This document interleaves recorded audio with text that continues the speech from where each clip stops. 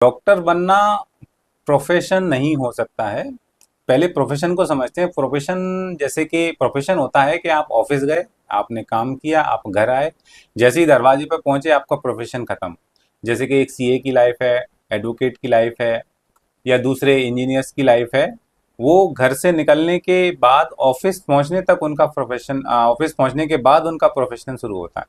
जैसे ही वो वापस घर लौटते हैं उनका प्रोफेशन वहीं खत्म हो जाता है। डॉक्टर्स की लाइफ में ऐसा नहीं होता।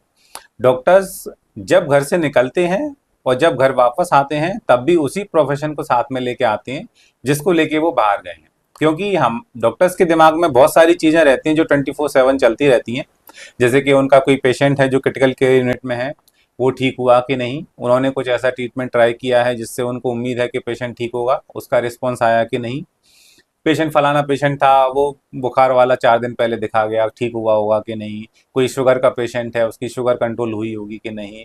ये चीज़ें चलती रहती हैं दिमाग में, मतलब ये चीज़ें कभी जा नहीं सकती।